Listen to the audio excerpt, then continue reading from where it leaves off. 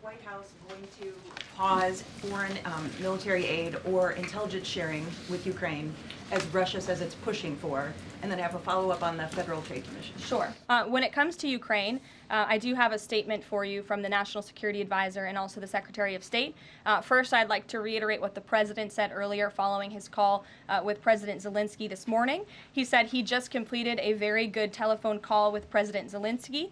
It lasted approximately 1 hour. Much of the discussion was based on the call made yesterday with President Putin in order to align both Russia and Ukraine in terms of their requests and needs.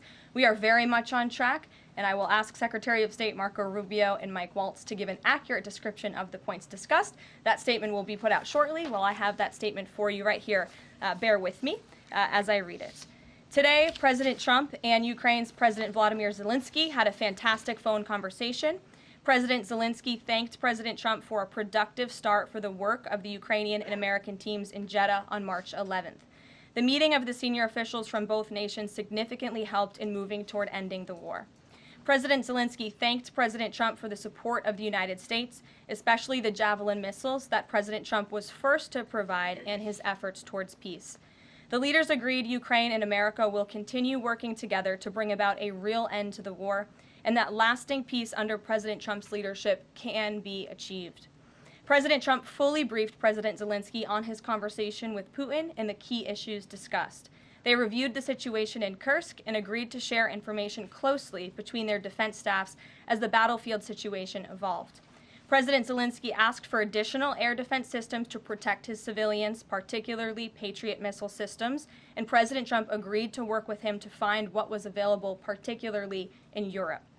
The two leaders also agreed on a partial ceasefire against energy. Technical teams will meet in Saudi Arabia in the coming days to discuss broadening the ceasefire to the Black Sea on the way to a full ceasefire. They agreed this could be the first step toward the full end of the war and ensuring security. President Zelensky was grateful for the president's leadership in this effort and reiterated his willingness to adopt a full ceasefire. President Trump also discussed Ukraine's electrical supply and nuclear power plants. He said that the United States could be very helpful in running those plants with its electricity and utility expertise. American ownership of those plants would be the best protection for that infrastructure and support for Ukrainian energy infrastructure.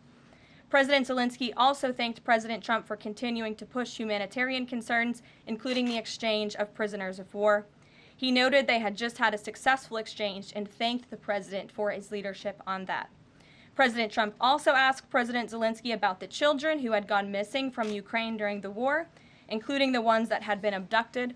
And President Trump promised to work closely with both parties to help make sure those children were returned home. They agreed all parties must continue the effort to make a ceasefire work. The presidents noted the positive work of their advisors and representatives, especially Secretary Rubio, National Security Advisor Mike Waltz, Special Envoy Kellogg, and others. The presidents instructed their teams to move ahead with the technical issues related to implementing and broadening the partial ceasefire. The presidents instructed their advisors and representatives to carry out this work as quickly as possible. The presidents emphasized that in further meetings, the teams can agree on all necessary aspects of advancing toward lasting peace and security.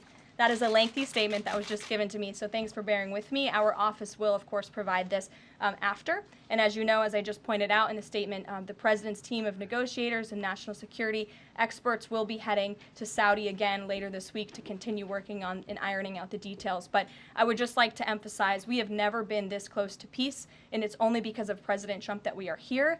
I think a couple of years ago, as you all reported on the war, it was incomprehensible to have a partial ceasefire in this conflict. And today, that is true because of the leadership of this president. So they agreed to closely share information between their defense staffs.